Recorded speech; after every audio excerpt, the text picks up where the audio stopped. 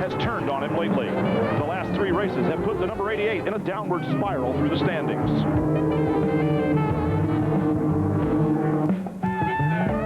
Rising through the ranks of the premier short track series in the nation has been the sophomore sensation Brian Reffner in his black number 5, and he's done it with the stealth of a veteran. While the king may not be ready to step down from the throne, the contenders are gathering speed, ever mindful that one small mistake makes the difference between winning and...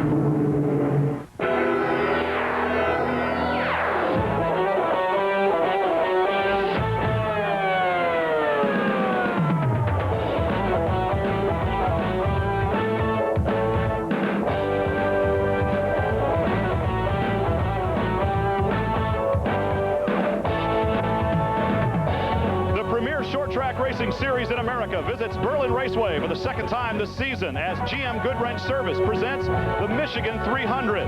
There's a threat of weather north of here, but at the racetrack it's hazy, hot, and humid, and a packed house is on hand. Hello, everybody. I'm Brian Drever along with Rob Albright, and for the 2nd time this year, we're standing in front of one of the most partisan crowds in all of racing. They will be vocal, they will be a lot of fun, and we hope that they are treated to, well, much the same as they were last time. Well, much the same as last time, but the setup to this race, Brian, really is more like we saw earlier this year at Cedar Rapids, Iowa, where local driver, hometown favorite Brad Loney earned his career first pole position there. Same thing has happened here tonight at Berlin. Dave Sensiba, last year's Rookie of the Year, he's on the pole, and the guy flanking him to his right is the same guy that Loney had to deal with unsuccessfully, I might add, at Cedar Rapids earlier. Well, of course, the common thread that has run throughout this entire season has been Mike Eddy in the black number 88 on a quest for his 8th, an unprecedented 8th championship in all of motorsports. So we will have fireworks right from the beginning with him sitting on the outside of the front row and a local favorite on the inside.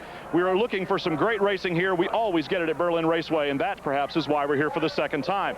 Well, we're going to go quickly now to the 3rd member of our broadcast team, the guy that gets to have all the fun down on pit road, and he has his own fan club. Here's Ralph Shaheen.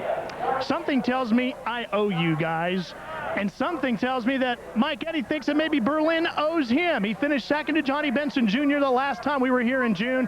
Tonight, he starts on the outside of row number 1 next to this gentleman, Dave Sensiba, who has got his first ASA pole here tonight.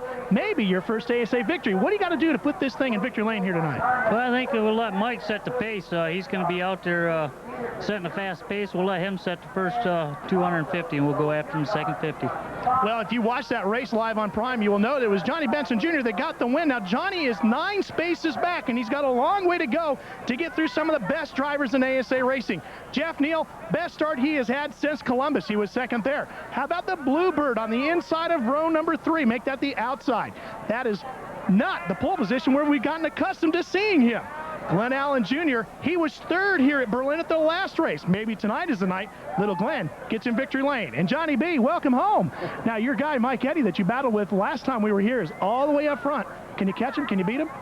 Well, we sure hope so. You know, he qualified just like he did last time, and we're back here. I don't understand it, but, you know, this Burgess Chevrolet Monte Carlo, or Luna, actually, running pretty good, so we're just going to see what happens. One of the most confident drivers when it comes to Berlin. He took his time in practice sessions today, guys. He is not worried at all about starting back in 9th. Well, as we look down on the starting field, one of the most interesting things, of course, that we have talked about throughout the season is Mike Eddy has been the points leader from the first get-go here. He won the first 3 races of the season. Now he's all the way down in 4th. Yeah, and I would say that, Brian, any of those top 5 a legitimate shot. Is Brian Reffner a fluke, or is he for real? Absolutely for real. He has not put a wheel wrong this season. The team has prepared the cars flawlessly. I think only 1 time all year has he finished out of the top 10. So he's a legitimate contender. Scott Hansen, always a threat. So is Glenn Allen Jr. And Gary St. Amant, save for that late race crash at Topeka, actually might have relegated Mike Eddy, the hapless Mike Eddy at Topeka, to 5th. As we look at the second half of the top 10, we see the top 6 drivers, beginning with Brad Loney, separated by only 100 points. And all the way down to 10th place, we've still got a terrific race for the Super Cup point standings this year, sponsored by Hooters. Let's go once again down to Ralph Shaheen on pit road. Well, things are going to be heating up down there in a big hurry. Hello, Ralph. Ryan, we're all set to go here at Berlin Raceway. We got a packed house. They're packed and ready to go racing. So we're going to get Randy Ellen and folks from Eaglewood Construction get us underway. Your daughters, Ashley and Meredith, are going to do it for us. How about it, girls? You ready to go racing? 1, 2, 3. Drivers, start your engines. Go, Glenn! Now, no surprise that they would say go Glenn Allen Jr. Not only are those folks the race sponsor, they're the car sponsor for Glenn Allen Jr. Well, we mentioned partisan fans. We've just heard from the first of them here today, perhaps. The Michigan 300 live on Prime coming up in just a few moments. Stick with us. We'll be right back. Welcome to the AC-Delco Challenge Series on Prime as GM Goodwrench Service presents the Michigan 300, brought to you in part by Win Oil Company, makers of quality automotive car care products. Remember, when it's wins, it works. By Goodyear, #1 in racing, #1 in tires. By Winnebago, raise your expectations of what a motorhome should be. And by your GM Goodwrench Service dealer, we want your business. The crowd is on its feet already here for the Wave Lap, part of the great tradition in the American Speed Association, the AC-Delco Challenge Series. The drivers going around waving at the crowd, and the crowd waves back. There's Mike Eddy on the outside of the front row, and Dave Sensiba. They have captured the front row positions there. Sensiba with his first pole position for this year. And there you see row #1. And on row #2, Jeff Neal qualified third after finishing 8th last week. Scott Hansen, he's got a fast car that Johnny Benson helped him set up. He sure did. In fact, was a quarter of a second faster than Scott. Scott back in and went quick himself. Taking a look here momentarily at row #3, a pair of Fords, the Maisto Yoder Thunderbird of Todd Forbes, Bob Seneker, and the Johnsonville Foods Thunderbird. The fourth row, Glenn Allen Jr. and youngster Joe Knott in car #48. As we move back through the field, we saw Ralph visit with Johnny Benson Jr., who makes a visit from the Busch Grand National Series here, where he's leading the points to race with his old crowd, the American Speed Association. Fast, super hot rookie J.D. Summers. Well, he hopes he can get back on track.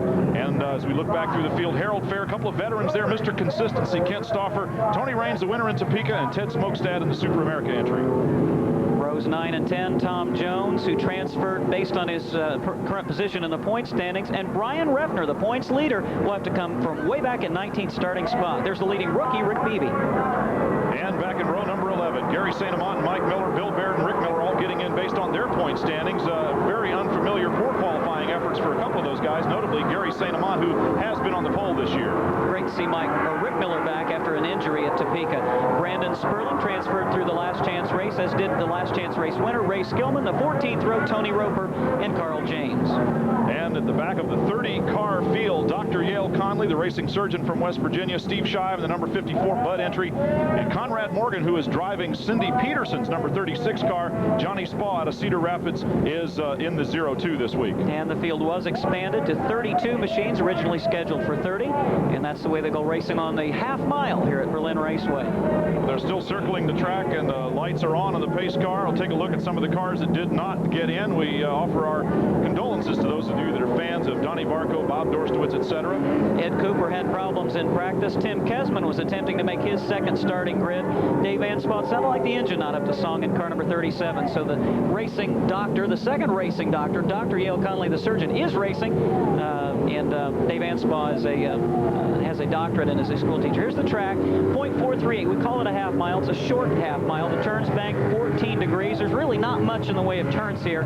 Even the straights have an arc to them. And that makes for some very interesting racing. It's just perfect for side-by-side racing. Did you not find it interesting, one lap away from the start, that Dave Sensiba said he's not going to try to lead early in front of his hometown fans. He's going to let the black #88 set the early pace. Well, that may be a little bit of veteran talking out of a sophomore racer there. Yeah, Dave Sensiba, right, perhaps wise before his years. 300 laps on this track will result in just under 150 miles of racing. 32 cars, as you pointed out. Thank you for the catch on that starting this one. Originally, they were going to start 30, and the bulk of the field comprised of Chevys. We're getting ready to go green here as the crowd goes to its feet one more time.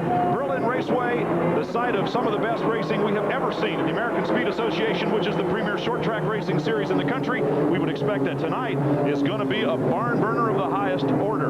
Dave Sensiba said he would let Mike Eddy take the pace. Well, he's not relinquishing it easily. He's still nudging around on the inside, and as you said, Rob Albright, side-by-side racing, kind of a hallmark of Berlin Raceway. Dave Sensiba's a racer. We've got trouble here on the main stretch. Gary St. Amant, points leader Brian Refner is involved. So is Bill Baird, the #8 machine. That's a Carl James car. There There's Refner trying to get back on the track. It looks as though all he did was run off the track. Not sure how much contact was actually taking place there. Now we see once again the pace car getting ready to go out. There is some damage to the 27 car of Ray Skillman, so he will be heading back down onto pit road to try to get things fixed. The whole tail end hanging off that race car. The hood smashed in. Looks like he kind of got it from both ends there. That is the number 27 machine of Ray Skillman. We're atop the main grandstand, and there's the bumper off one of the machines. I think that was Ray Skillman's car. Everybody has been able to drive away from the situation. Gary St. Amant, we understand, has sustained some damage also. Expect him to bring that car on pit road. But where we are in our booth, we're just above the top of the grandstand, but the top row fan stood up. We couldn't see it, and I don't know what you can tell. You can see that Joe Knott is involved there in car number 48. Might have been the first one around. Yeah, I mean, he was the farthest up in the starting field. Where did Joey start? In eighth position, so I'm sure that's where it all began. Well, even though we couldn't see from the booth, our cameras, of course, catch everything. Here's the speed shot, what we call the speed shot. It's a fixed camera on the straightaway, and, well, any further hints as to what might have gone on? Joe Knott certainly out of shape there, along with J.D. Summers. And both of them drove right away. They were gone by the time these other cars made contact with one another. So, again, we don't know why Joe Knott spun, but it's obvious that he is the one that actually caused everybody else to lock up the brakes. The work now will begin on Gary St. Amant's wins for Thunderbird, as well as the number 27 of Ray Skillman. And Rouse is already at Gary's pit. Well, they're working on the right front quarter panel here, Rob. The body work is pretty much pulled away already. Ray Skillman has come through. Rear tail section ripped off, as well as the hood. That right front section on Gary's car right now looks like it's all body work, but they're going to check the suspension in there, check the brake ducting as well, and they're going to send him away. They're really not going to get a whole lot done because he's got to get back out so he doesn't go laps down. He ain't going to make it.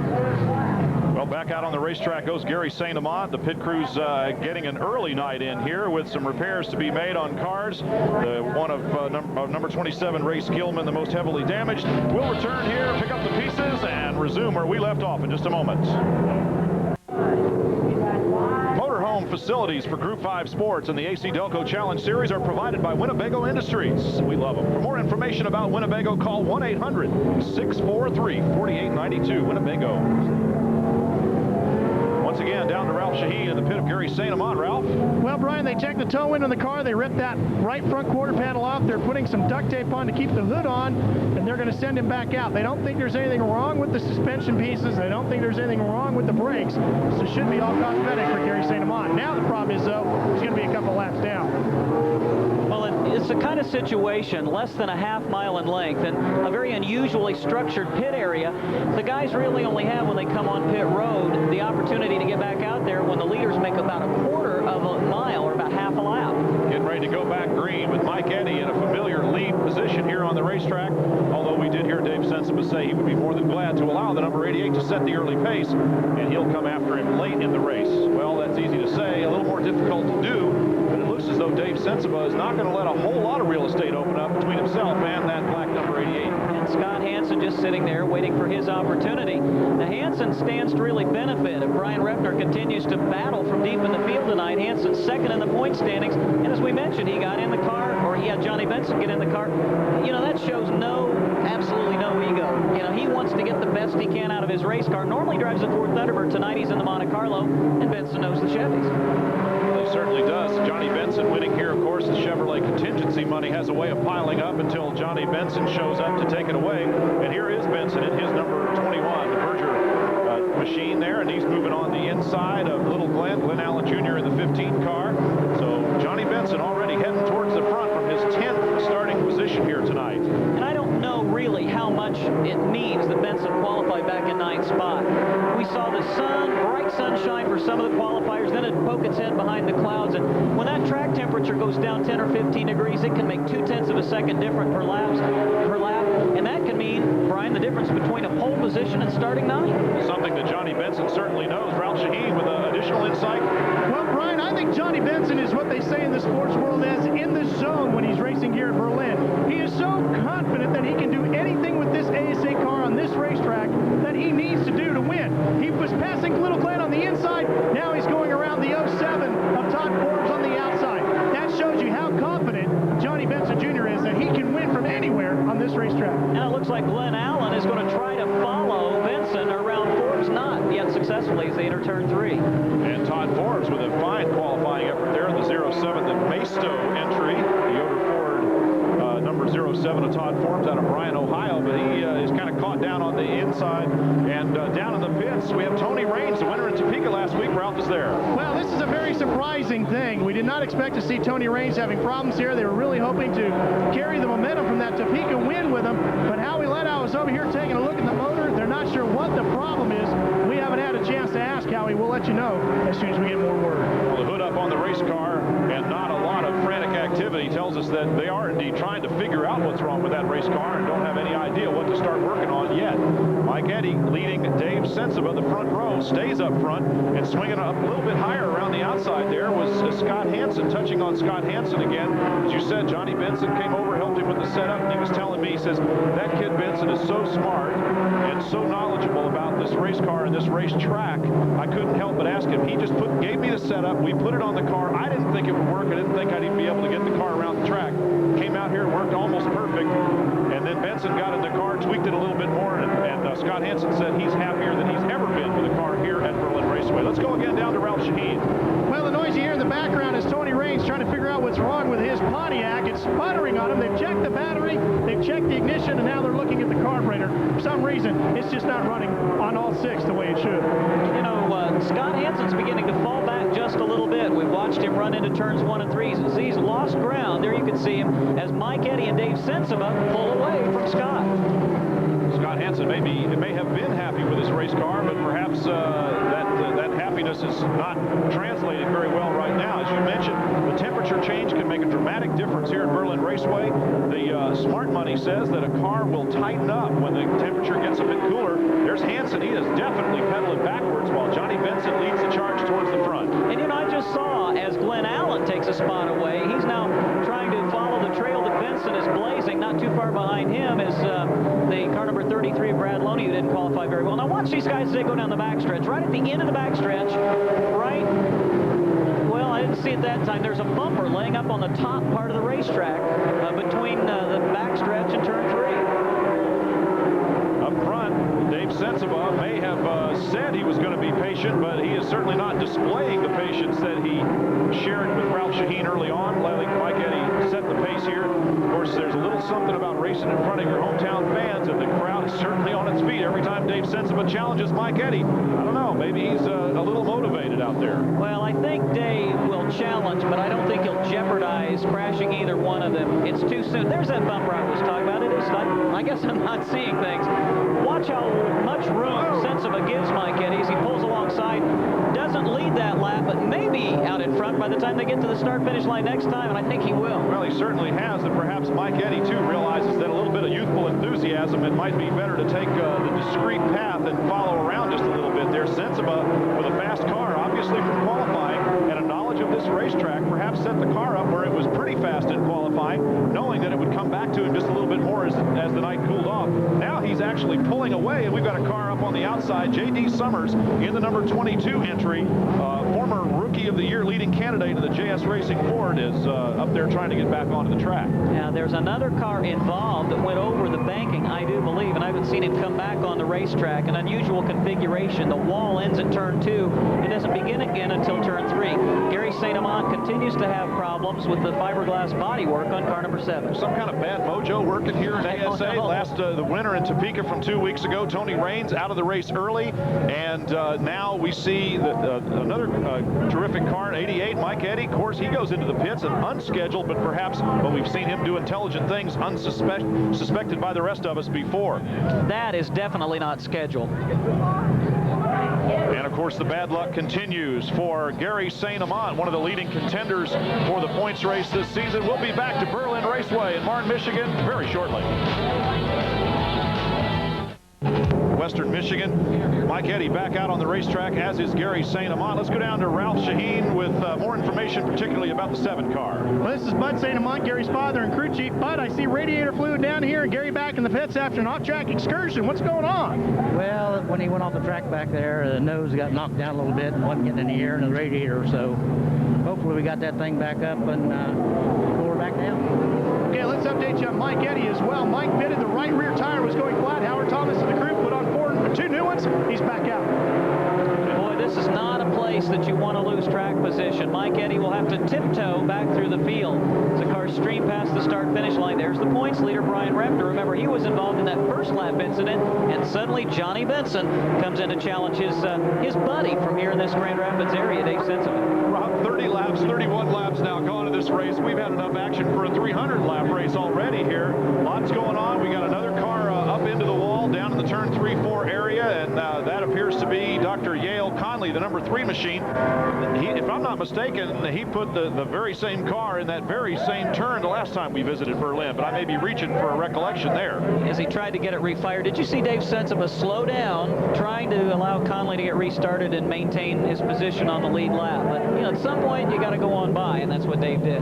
Dave Sensiba leading now. Of course, the good news for him is he doesn't have to contend with Mike Eddy. Eddy, who came in to stop to change that tire that was going down, is now not the main contention for Dave Sensiba. That's the good news. The bad news is the man challenging for the lead when we come back will be Johnny Benson Jr. Promises to be exciting. We'll see you in a minute. Join forces with Short Track Racing Magazine, the premier publication geared to short track racing fans. I think he knows it. You would have to say so, but I would also have to guess that these two have gone at it a time or two here at Berlin Raceway. Both Dave Sensiba and Johnny Benson Jr., veterans of this track. Todd Forbes, who has continued to show well here, coming off of his good qualifying position, qualified 5th, now runs 3rd. So the top 3 are Dave Sensiba, there he is, in the white number 4, Johnny Benson Jr. in the Berger Chevrolet, and the 07 Maisto entry of Todd Forbes. Glenn Allen Jr. sits 4th. You can see the camera trade in for a minute on the black car number 5. That is Brian Refner, the points leader. We'll keep watching him as he progresses back through the field. He's back up now to about 20th position. Taking a run down through some of the top part of the field here. There are the 4 that we just ran down. Sensiba once again trying to run away. This time Johnny Benson trying to hold on with him. Forbes, the gap back to 3rd, is already widening rapidly here. Jeff Neal running in 5th spot. He qualified 3rd and essentially has traded places with Todd Forbes right now from their starting grid positions.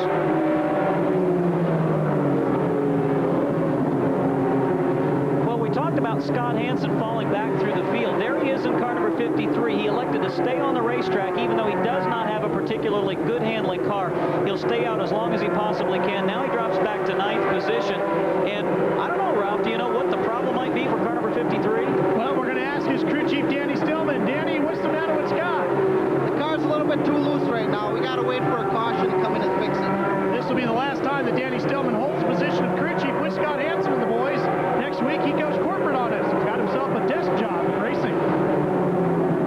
We'll have to talk to him a few weeks after that and see if he doesn't get the bug to come back racing again. Once it bites you, it's pretty hard to cure. I've never seen a racing desk. I know I sit behind one all winter long, and I get cabin fever. At the end of the racing season, it's like, man, I'm tired. I don't think I ever want to go back. It takes about a month, and I'm ready to crawl out from behind that desk again and hit a racetrack. They have really spread out on the track right now. Not only the gap from 2nd to 3rd, but now Sensiba trying to pull away, and has done so somewhat anyway, from Johnny Benson Jr.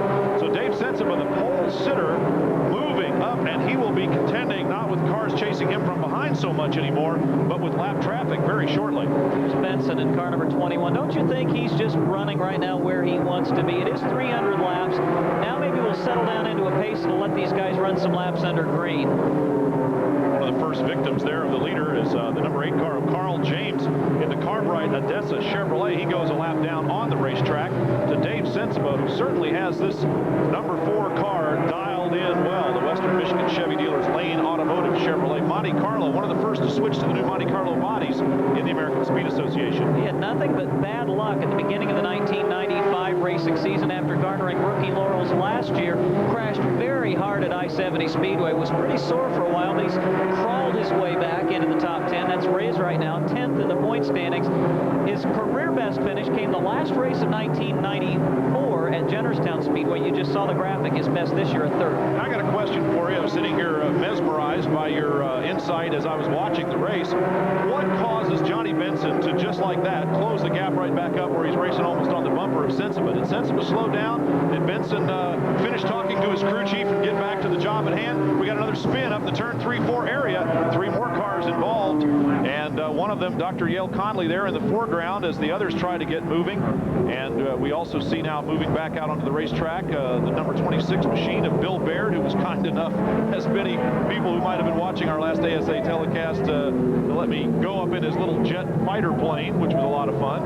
And the other car involved, the 54 there of Steve Shive, the Rick Cole Enterprises Budweiser Chevrolet. We're 48 laps into this race. It's really too soon for scheduled pit stops, so I don't expect Hansen to come in. Also, there you can see Glenn Allen Jr., the purple and white car number 15. He had dropped back a couple of spots. What a great race that young man is having. Todd Forbes in car number 07, one career win, came a couple of seasons ago at I-70, and this is a surprise. Johnny Benson Jr. going into the pits. This could be a strategic move. This could be something that needs to be done, and he's already on the way out. Okay, he has been in and be out.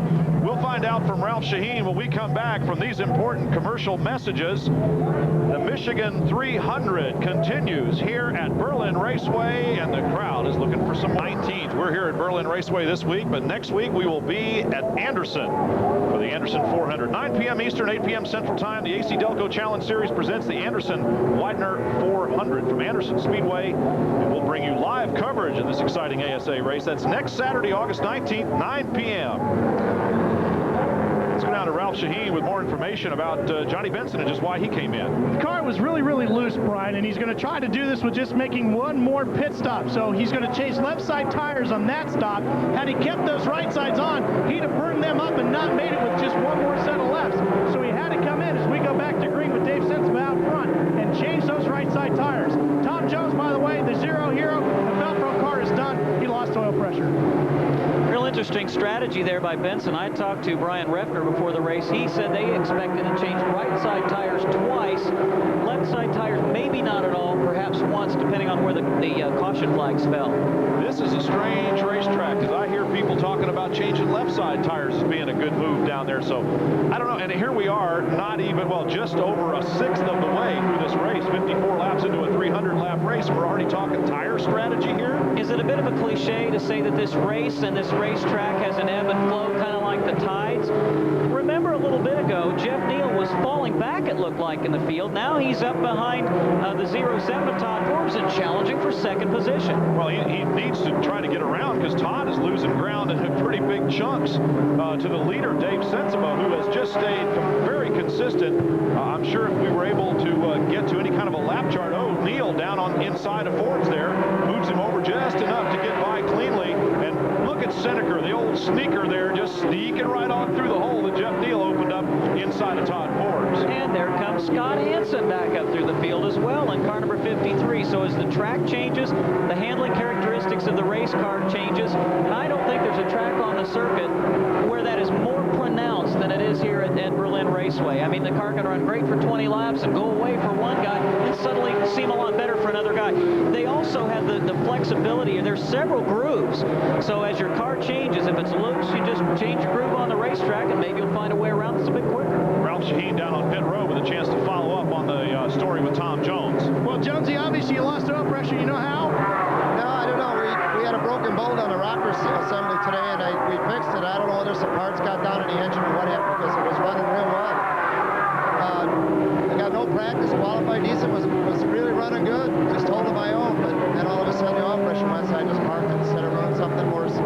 You've got a lot of laps here. We're hearing about tire strategy now. Guys are talking about changing left side tires and going all the way with right side tires and so forth.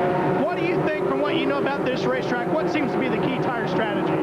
Well, I think on a 200-lapper, that's the real key, just changing tires once. But I think on a 300-lapper, if you could get a set of left side tires sometime in the middle, and then go on and maybe change two more on the right, you'd be in good shape. It'll be interesting to see how that plays out. If you're wondering what all that flame is and you're new to racing, there's not a problem on car number 4. They just have an extra rich fuel situation, and all the fuel doesn't get burned. Well, if you wondered why we haven't been talking about car number 88, he stopped early for a right rear tire going down, and Bridie's already climbed back up to 12th position, and only about 3 cars behind him is Benson. Well, I'm wondering what took him this long. He's staying home already. Mike Eddy has a way of chewing through the field like Pac-Man here, and now he and Brian Refner, of course, the new points leader, number 5, Brian Refner, and the former points leader, Mike Eddy, number 88, on their way up through the bunch there. Just ahead of him, Joe Nod in the number 48 machine. We saw saw him involved earlier, but apparently unscathed in that first or whatever, second lap perhaps, at any rate, right at the beginning of the race. An altercation here on the home straightaway. As was Refner. And isn't it interesting that Refner has also, along with Mike Eddy and Johnny Benson, the three of them running nose to tail as they come off turn 4, have worked their way back into contention already. And look at Benson go to the high side of Mike Eddy. So a lot of racing going on here. Some patience being exhibited by some of the veterans. Johnny Benson Jr. Working his way up alongside Mike Eddy. That's where we saw them for probably the last 40 laps of the race. The last time we were here for the 200-lap event. Of course, they're almost side by side, racing nose to tail now, but very deep in the field. If you've just joined us, yes, these are the two that duked it out here a couple of months ago, all the way to the checkered flag. But no, this is not for the lead of the race. They're back around 9th and 10th positions. But this crowd right in front of us, they go to their feet every time these two get within inches of each other. They go to their feet anytime anybody pulls up alongside Mike Eddy. It looks like they're going to cause him to lose a position. Look at this. Mr. Inside, Mr. Outside, making a Refner sandwich there out of the number 5 car. Benson gets around, perhaps knowing a little something that Mike Eddy didn't. And Johnny Benson set sail out in front of Brian Refner. Mike Eddy still stuck behind. When is the last time you saw Mike Eddy in a 3-car sandwich get out of the throttle and let the other two go? Probably a very wise move at this juncture. Remember, here's the guy that had led from the start of the season, the point standings, winning the first race of the year, now finds himself back and forth, and he has to make sure that he runs all night tonight. Well, the old saying, discretion being the better part of valor, may pay off in the later laps of this race for Mike Eddy. We'll make a mental note of that, as I'm sure you will at home.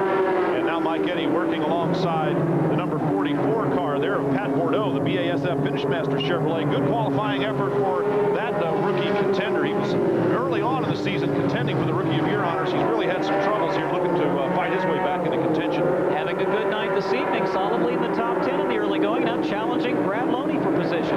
Speaking of rookie contenders, we're getting a glimpse there just behind Mike Eddy of number 6, Rick Beebe. As we look now, here's a replay of that inside-outside move. Benson going on the high side, Mike Eddy down on the bottom. And it looked like that Eddy would be able to pull off the pass of Refner, but watch Refner, he stays tucked down, just doesn't give Mike a lot of racing room. And that car number 88, just, you know, you can work down on the bottom to a point and then you lose traction. That's what happened to Eddy. And it looked as though when Refner came up behind Joe Knott, both of them would be able to get by, but they sorted themselves all back out again. There is the number 6 just on the inside, Rick Beebe.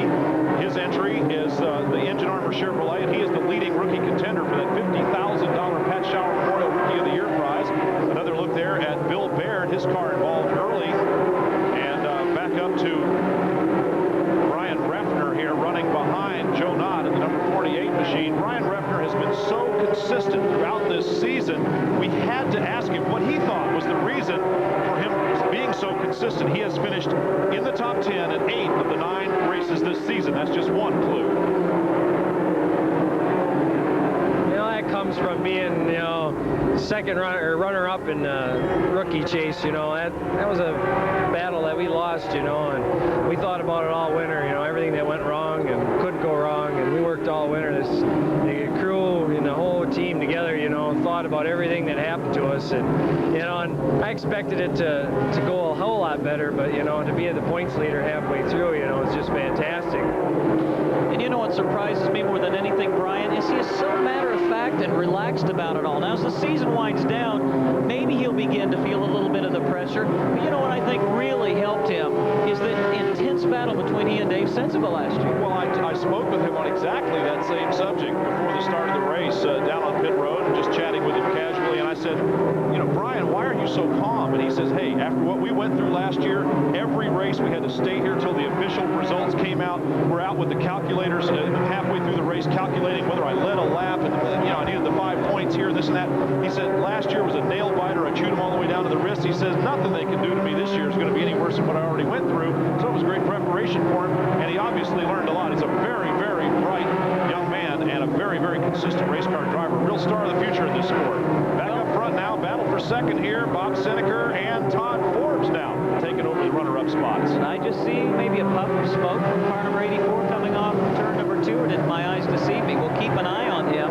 Seneker made the pass of Forbes, but has not been able to get away from Todd. Todd a little bit loose there in turn number 4 as Scott Hansen begins to reel this second and third place battle in. If you saw a little chirp of smoke there, it might have been down in turn number 1. We've seen the back of our mind. And so if we do see a little puff here and there, it just might be a little tire smoke rather than something more serious coming from the engine. Steve Shive now going down a lap to the second and third place cars of Bob Seneker and Todd Forbes. If you're wondering why you haven't seen much of the Western Michigan Chevy Dealers Lane Chevrolet of Dave Sensiba, it's because he's checked out. We've still got 21 cars on the lead lap, but now Sensiba, if we stay under green, we'll begin to pick them up. And look at this battle for second position. We talked about the moving grooves and the way the car handles on the racetrack. Forbes had relinquished second position. Now he's tried a different line and obviously finds it to his liking as he retakes second position. And Scott Hansen trying to take advantage of those two going after each other, looking for the one who gets the faster line. Scott Hansen tucked in behind Bob Seneker. Todd Forbes seems to have kind of set sail away there, but Dave Sensiba is in a whole nother zone. We heard Ralph Shaheen talk about Johnny Benson being in the zone. Well, Dave Sensiba has certainly found it here tonight. He is just gone. We're going to come back here to Berlin Raceway in just a couple of minutes. There's Dave Sensiba. We had to swing way up towards the front of the field there to find him. He leads Todd Forbes and Bob Seneker. We'll be back in a moment. Welcome back to Berlin Raceway as GM Goodwrench Service presents the Michigan 300. Dave Sensiba has just checked out, and he is now chewing his way through the field. He has put Brad Loney a lap down. Loney qualifying well here today, 11, and racing all the way up into a much better spot than that. But he's having handling problems, perhaps a tire going down. So Dave Sensiba, the number 4 machine, Western Michigan Chevy Dealers Lane Automotive Chevrolet Monte Carlo, now trying to put a lap on Brandon Sperling, and the way he's been doing it to everybody else, it's not going to be too tough. Brandon had been running really strongly, had worked his way into the top 20 after transferring into this race through the last chance race. Another car not too far ahead of leader Dave Sensiba, not very far from going a lap down, as the driver of car number 15, Glenn Allen Jr. Ralph, has he got a handling problem? Well, Rob, I want you to take a real close look at little Glenn as he comes barreling down the front straightaway now and into turns 1 and 2. Watch as he cocks the wheels to the right, because little Glenn is saving the number 15. See that? He's just cocking the wheels to the right a little bit. That rear end is breaking loose on him every time down into turns 1 and 2, and it's not holding little Glenn up. He is charging hard and saving that car every lap into turns 1 and 2. You know, I think it's a rare skill. There are a lot of drivers that can drive a car that is a good handling race car. It takes a special and unique talent to be able to adapt your driving style, change your driving style, if you will, to try to compensate for an ill-handling race car. And that's what Glenn is trying to do right now. And again, attempting to avoid going a lap down, praying right now for a caution. Well, Gary St. Amant obviously has a cosmetically challenged number 7 wins Port City Ford Thunderbird back in full cry out there. They've solved the cooling problems. It remains to be seen whether any long-range problems will crop up from the number 7 car. There's another look at Dave Sensiba, who has just been squeaky clean, running around the racetrack, staying completely out of everybody's reach, and completely out of trouble so far here. Dave Sensiba sat on the pole for the start of this race and has been very dominant. Back to the race for second place. The crowd once again leaps to its feet as Johnny Benson Jr. makes the move around Todd Forbes and tries to make it stick this time. Forbes, though, we saw fight back down on the inside. Let's see if he does it again. I'm often wrong, but it's always fun to sit up here in the booth and try to second guess an unusual strategic play. And that's what I did with Benson. I thought, boy, you're really taking a chance, giving up track position, putting yourself back in the field in a spot where you could be involved in an incident. But this is played right into the hands, this lengthy green flag period of Johnny Benson Jr. is charged from the tail end of the field all the way back to second position. Johnny Benson Jr. and Todd Forbes racing second and third, about to put a lap on Ted Smokestad in the number 32 car. There's Smokestad in the Super America entry. Benson trying to work around on the outside, and he's going to have the long way to go. Also, Harold Fair in the number 81 car losing a lap here to the second and third place machines. We're up here at the top of the grandstand, and this is a very good place to watch the race. And joining us now here in the booth, uncharacteristically, because we're so used to seeing him down there on the racetrack, and the number 9 car is Dennis Landman. Dennis, what are you doing up here? Oh, we just came out to watch the race tonight. Topeka got to be a long day, and just checked out our situation, and we have to get some sponsors on our race car this year, for next year, and we just decided to regroup. We haven't shut the door. We're still there. Well, Dennis, you've been watching the race now for a little over 100 laps. Any thoughts, anything beginning to come clearly to your mind about what's been going on so far? I guess when they got in that first couple lap accident there, and Brian got caught in the back there, he just has to take his time, don't push the issue, and make laps here at Berlin, and he'll do just fine. Well, Dennis, you kind of hinted at it. What did you just tell us, that you are going to sit out the rest of this season? It looks very much so like that. If I was racing, I wouldn't be looking for a sponsor, and I just don't feel that I'm as competitive as I should be, and I don't want to take anybody down with me, and my crew is still with me, and they're still up. It's just that we got to make some different plans. Yeah, I was just going to say, the heart simply can't compensate for the lack of dollars, can it? No, it can't. Dennis, I was just about to say, now that Glenn Allen Jr. here, oh, look at there, a little nudge, and Dave Sensiba got kind of out of shape there for a second. Glenn Allen successfully fighting off the charge there of the race leader, Dave Sensiba. What do you think might be wrong with Glenn's car? Well, the racetrack was loose this afternoon there. Everybody was they tightened their cars up probably a little too much when the sun come down, and they're all having trouble with the car turning in the middle. Here's the battle for fourth place. Scott Hansen, who was kind of seesawing his way forward and then backward, apparently going forward again. Bob Seneker, who went to the front and now seems to be having problems. Are the conditions here at Berlin Raceway changing that dramatically, that everyone's coming up with handling problems that they didn't have, well, a half an hour ago? Well, maybe they did have a little bit of that. The conditions stayed the same. It seemed that they're putting a lot of laps on, and tires are getting warmer, and they're moving up the racetrack, so the track seems to be changing a little bit. Dave Sensiba trying now on the inside once again of Glenn Allen Jr., and Glenn Allen not giving up the fight just yet to go a lap down. Johnny Benson is pulled right up to the bumper of Sensiba as he deals with Glenn Allen Jr.'s number 15 Eaglewood Construction entry there. And, well, we're seeing a lot of very good race drivers and very good race cars go a lap down here. Dennis, I know we can sit here. It's easy for us to sit here and say that as the track changes, the handling changes, you can find different grooves here. But we've never driven on this racetrack. You've won here. Is that really, in fact, the case? Well, in this place, you don't attack it. You just drive it and let the car roll and give it as much room as you can give it, and let the other guys falter, because they'll try to drive harder. They're afraid they're going slower, and you end up running by them later. Obviously, 1995 has seen new pavement here. Does that have an effect maybe on tire wear or on the condition of the racing surface? Well, actually, the new pavement made the race cars pavement tight. You could actually say that they stick real well. And it's sometimes you over-adjust the car to compensate for that in the middle of the corner. Brad Loney, amazingly now going a second lap down in car number 33. It just seemed a little while ago he was falling a single lap off the pace, and not too far in front of Dave Sensiba is, care to guess? I think the car is black, numeral 88. Mike Eddy, who would have thought it? We're not yet to the halfway point, and the good wrench, car number 88, is almost to go a lap down. Now, if there's anybody that's going to get the luck of a caution, it might be him, but it's going to have to come in a hurry, as Sensiba is really reeling him in a hurry. Well, I just checked with Torch and Zorch, the know-it-all brothers here. They say that the competition yellow will come out at lap 151. We're at 114. So Mr. Math says about 35 laps from now we'll get a yellow one way or the other. Let's go to Ralph Shaheen, perhaps with an update on the number 33 and Brad Loney. Brad Loney thought he had a tire going down, gentlemen. Apparently, according to Kurt Beckler, it's not going flat, his crew chief, but it is going down, so he's having handling problems. We also want to let you know that Ray Skillman and Carl James, who were involved in that first lap incident, have finally had the problems catch up with their cars from that incident. Their night is over. Ray Skillman in the number 27 car, the DuPont Kendall Imperial Van Oldsmobile, the only Olds in the field, out of there. And Carl James in the number 8 car, that would be the Cartwright Odessa Chevrolet, also the night over for him. And look at this, the crowd now on its feet in anticipation of not only Mike Eddy losing a lap to Johnny Benson, their favorite son, but to another favorite son, Dave Sensiba, both of whom are going to put the black number 88 a lap down here just in a matter of time. But I'm sure, Brian, that Benson takes no pleasure whatsoever in doing that. Well, whether he does or not, I won't conjecture.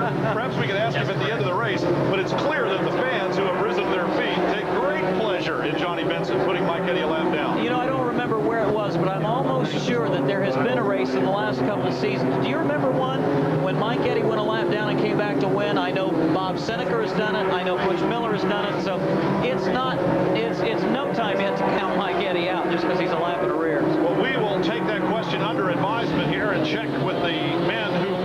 sum of all knowledge. The know-it-all brothers will be able to bring us up to speed on that one, and we'll be right back. Some young fans enjoying a terrific night here. A great family atmosphere at Berlin Raceway, one of the hallmarks of this place, not to mention the fact that they love this man, number 21, Johnny Benson Jr., whose only real miscue, if you want to call it that, was pitting while he was running second. Now he has gone out in front and has just checked out, much like Dave Sensiva did earlier. It has seemed, Dennis, that Todd Forbes, more than anybody, has kind of surged and then fallen back, surged and then fallen back. What could explain that?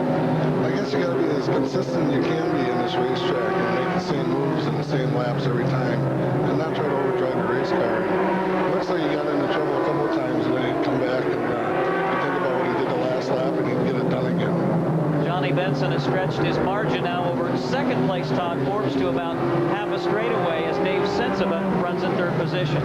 The answer to the question that you asked before was Toledo in May of last year when Mike Eddy went a lap down and came back to win. So it can be done, and if anybody can do it, of course, it would be the driver of the black number 88 Goodwrench Pontiac. Talked about the competition yellow. For those of you unfamiliar with that, on short racetracks like this one, just under a half mile, if we run 100 successive laps under green, the yellow flag will automatically be displayed. Now, normally that allows a lot of cars to remain on the lead lap, but with the pace the leader Johnny Benson is setting, we're down to now just, I think, 10 machines on the lead lap. 10 cars on the lead lap, and it's really incredible.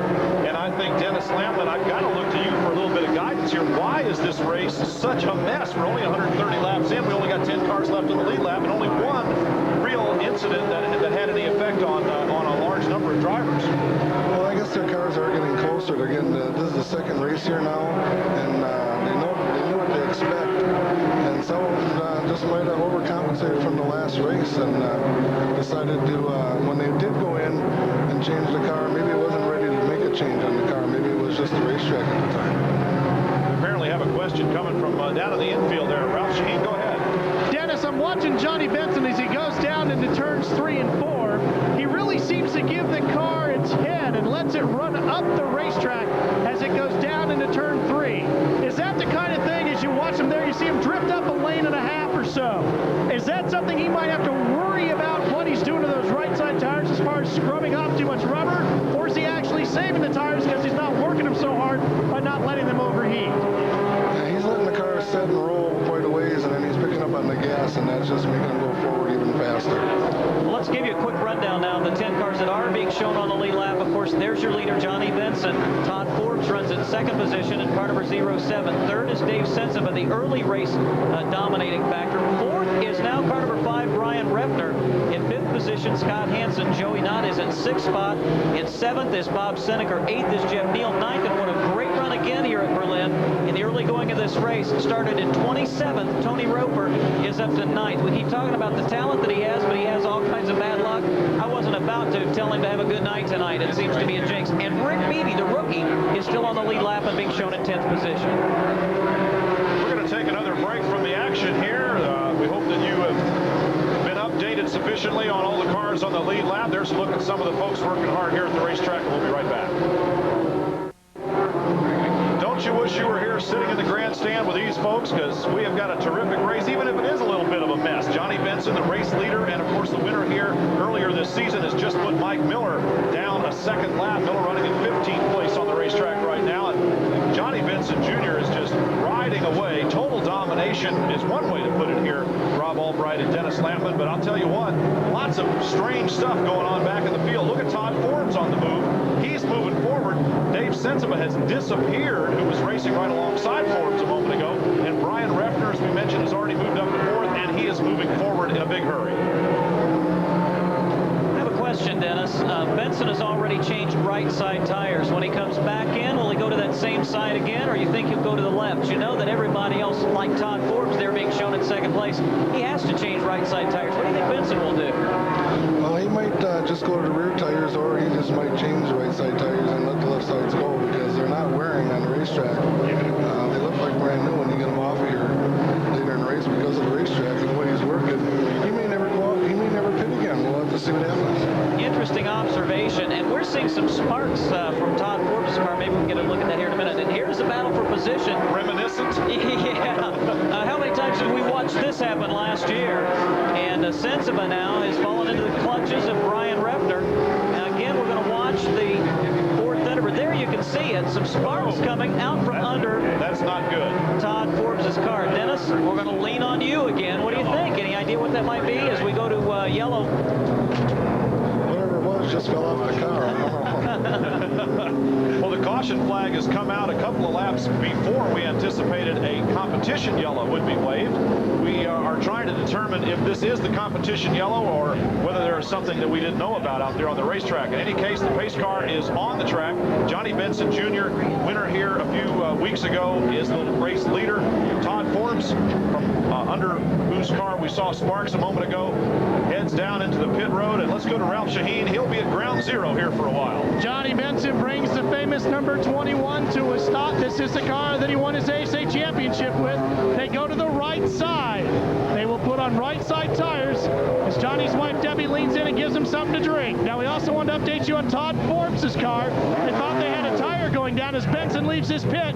Forbes is 2 stalls away, and they're changing right side tires on his. So his left side's on Benson, right side's for Todd Forbes.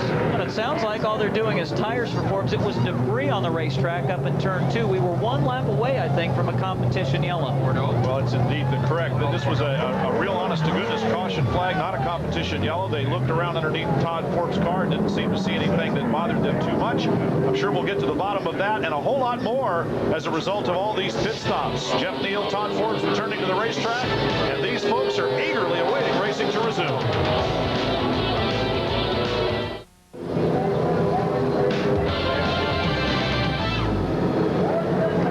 Speed Association's second visit to Berlin Raceway in Western Michigan, just outside Grand Rapids. Let's go down to Ralph Shaheen, who should have the word anyway on the 07. Well, they brought him back in again to check. They did not have a tire down. They were concerned about that, but they jacked up both sides of the car and checked. Doesn't seem to be anything dragging. They can't see anything hanging down. They're not sure. They think maybe the rear end is shifted a little bit. They're not real sure. All they can do is get him back out there, let him run at speed, see if they can detect the problem. Okay, now Rob and Dennis, let's have a show of hands. How many saw sparks coming out from under the 07 car just a little while ago? Raise your hands. Okay, all 3 unanimous up here in the booth. I'm sure those of you at home that were paying attention at that moment anyway saw them too. So, well, if they can't find anything, we're not sure what it might have been. Maybe something just got stuck up under the car for a minute or two. In any case, Todd Forbes and the Noah Yoder Maisto entry back out on the racetrack, losing a lot of track position, though, by coming into the pits twice during that caution. Certainly keep an eye on him and see if he has a problem. It will evidence itself shortly, I'm sure, if in fact there is something wrong there. Well, they're circling behind the pace car. Mike Miller, the number 18, on the tail end of the lead lap. He stayed out there, so he is the first car behind the pace car there. And we look back through the field, and there's Gary St. Amont's damaged number 7 machine. You were talking to some St. Amant fans earlier today, Rob. Yeah, we've got some fans, a few. A little gal named Tiffany Tennyson likes you and I. She brought us pictures that we took of her. But her favorite is that guy right there. Okay. So, Tiffany, who's your favorite race driver? Gary St. Amant, of course.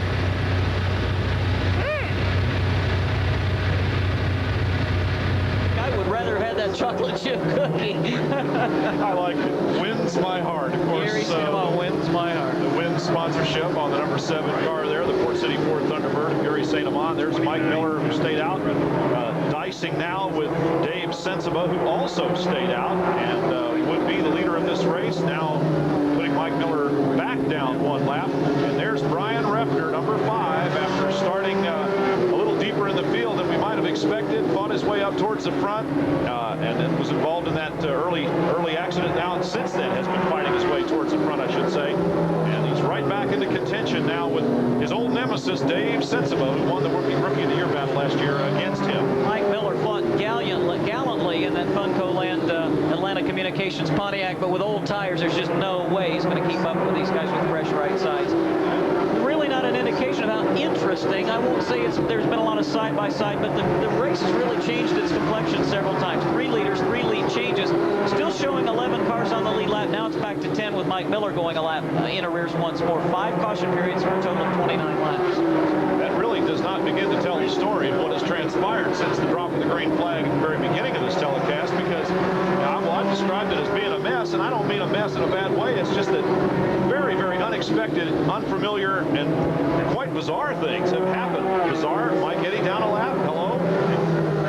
Well, and here are these 1994 rookie challengers battling for the top spot, and there's the battle for third position. We haven't looked at Joe Knott too much. He had just stayed quiet and on the lead lap after that early race spin, and he now begins to put some heat on Johnny Benson for third spot. The patience that Dave Sensiva said that he would display early in the race and letting Mike Eddy set the pace. Well, maybe you do something about Mike Eddy way early, because it certainly has not been the 88 car setting the pace. And now we're seeing some other drivers maybe who were in fact being patient up to now as we approach 165 laps to go, or 165 laps gone, 135 to go. Dennis, let me ask you a question. We're going back to the lead. We've been watching Johnny Benson. You talked about letting the car roll up the racetrack, roll freely, but it looked like Benson's situation was a push rather than letting it roll freely up there. Well, since he changed the left side tires, that's exactly what happened to him. The car really got tight in, and the left side tires are pushing him through the corner. They've sent him a little loose there on his car. Dennis, what would be the problem then with number 4? Exactly the reverse. Yeah, they must have opened up the stagger a little bit and thought that he needed to roll a little bit more, and it just got himself a lot of handful of race car right now. Down at pit road, Ralph Shaheen has been tracking down the strategies, which will certainly begin coming into play. Ralph? Well, Brian, we're 160 plus laps into this right now of a scheduled 300, and according to most of the crew chiefs, including Dan Gibbs with Johnny Benson, that should be it as far as tire changes and fuel is concerned. If there is a big yellow and they think it might be an advantage in the last minute, they might come in one more time just for tires, but they should be good on fuel, and most are going to try and stretch the tires. And you know what, Dennis, it looks like Benson has again adapted his driving style to the way these tires are working. He's now running a higher line all the way around the racetrack, not just in the turns, and he's found that the car is hooking up pretty well. Yeah, the worst thing you can have happen to you here is having the car being loose in and loose off. You just can't get a direction on it. You can't get it in hard enough, and you just don't know what to do with it. And you'd rather have a car that's tight and you can aim it and then get it around you. You drive a little harder and just force that tail end out if you have to. That's right.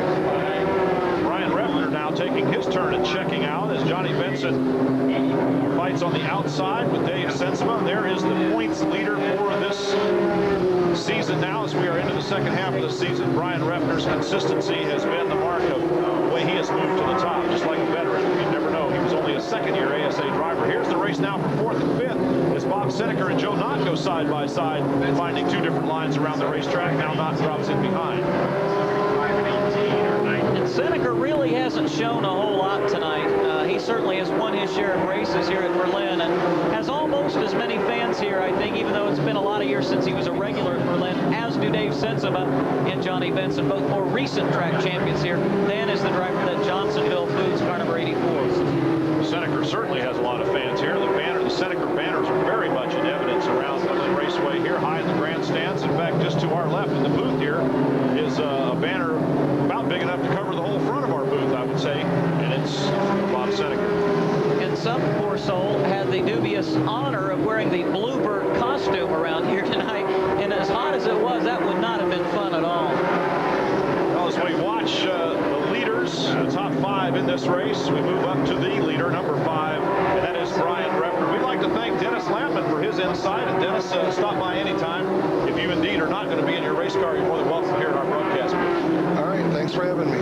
Dennis Lampman, normally driving the number 9, and he's visiting our booth here this week. We'll be back with more action from Berlin Raceway. Brian Reffner, the points leader, is out in front. Looks almost like a harvest move, but it's not quite harvest time here in Western Michigan, except for harvesting a victory here at Berlin Raceway in the Michigan 300. We heard that we had penalties assessed against Brad Loney 2 laps and against Todd Forbes 1 lap penalties for pit infractions. Ralph, any more word on that? Brad Loney changed 4 tires. That's why he got 2 lap penalty. You're only allowed to change 2 under a yellow, Brian. And Todd Forbes changed 3. That's why he got 1 lap less than Brad Loney. But it was too many tires under the yellow. Again, you can only change 2 tires under 1 caution flag pit stop. If you come in under green, you can change as many as you'd like, unless you have a tire that has gone flat. If that is in fact the case, you have to get an ASA official to go to your car and check it out, and he will then okay that. So obviously, Todd Forbes, and that's really going to hurt the driver who has run just a perfect race to this point in car number 07. Well, perhaps because he changed 3 tires, that it might be that one of them was defective or in some way. So we'll have to keep track of that. Is it possible that Brad Loney had 2 tires that were going down on him, and that he felt perfectly within his rights to change all 4? I don't think so. Brad's car just, I mean, after about the first 30 laps of the race, the handle went completely away, and I think they decided we're going to go ahead and take the penalty. What have we really got to lose as badly as that car was running? Well, that could very well be the case. Todd Forbes, on the other hand, his car was handling beautifully when he went in and changed 3 tires, so there's more to that story that I'm sure we'll be tracking down. And that surprises me because, again, my understanding is if it was a cut tire and it was actually flat, then he would have been permitted to change that tire. We're also understanding that Conrad Morgan, driving the number 36 car, normally piloted by ASA's only female driver this season. Oh, we have a car in the wall there as Brandon Sperling has come to an unhealthy rest in the wall here on the homestretch side of the race course. That'll bring out another caution and give some drivers a chance to get in and fix whatever problems may remain. Our 6th caution here, 186 laps into the 300. There's Roger Slack, the young flagman for the American Speed Association, flagging them down behind the pace car. Johnny Benson, Brian Reffner side by side, Dave Sensiba. They are the contenders, and Sperling backs his car away from the wall and continues. Yeah, too bad for Brandon Sperling. You know what? If this, and Johnny Benson is back on pit road, as are most of the leaders, and Ralph is going to catch all the action. Okay, we saw Benson take left side tires last time. This time he takes right side tires, and everybody else is coming in as well. So this ought to even up everybody on fresh tires and make things real interesting. The biggest problem for Johnny Benson right now is the fact that he's pitted so close to Brandon Sperling that he had trouble getting in and out of the pits. We look down pit road to see Dave Sensiba. Sensiba takes on tires as well, but Benson beats him out of pit road. And that's because, and you probably didn't see it, Dave Sensiba started to go, stopped, and the reason he did is he almost ran over his air hose, which is a penalty, and I'm sure he did not want to incur that infraction. Well, Ralph is buried down in pit road. What he didn't see is that not everybody came on pit road. Brian Reffner, the leader, stayed on the racetrack. And we'll be back to sort it all out after this unexpected caution here. Brandon Sperling's excursion into the homestretch wall is what caused it. We'll sort it out for you in a moment. Be right back here in Berlin. You'll be happy to know that Rob Albright just got an A on his scoring test as he wrote down the numbers of the cars on the lead lap, and it was confirmed, corroborated, if you will, by our great statistics group up here. The famous know-it-all brothers have confirmed that our 9 cars in the lead lap, we'll run them down for you in a minute. There's the leader, Brian Reffner, who did not pit.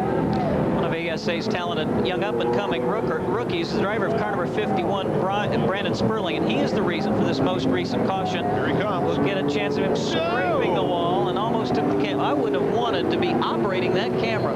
That is one brave cameraman, wouldn't you say? No, actually the camera's mounted on the wall. And he does make contact right here in turn number 1.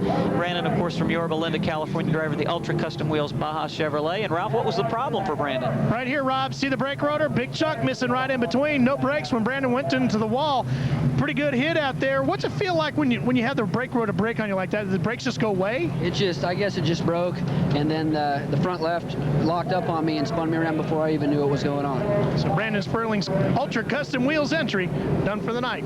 Broken brake rotor. Brandon came to ASA through a convoluted series of events. Eddie Sharp talked him into coming into ASA, and Eddie Sharp was suggested to ASA by Johnny Benson Jr. And by the way, happy birthday to Eddie Sharp today. Well, we would also like to extend some get well wishes to some folks and some condolences to a couple of others. A driver that was very severely injured at our last outing in Topeka, Kansas was Doug Mayer. In fact, 3 drivers ended up in the hospital. Rick Miller is here tonight, and he's competing. Gary St. Amant, not quite as badly injured. Doug Mayer very seriously injured, some cracked ribs and just all kinds of things, a concussion.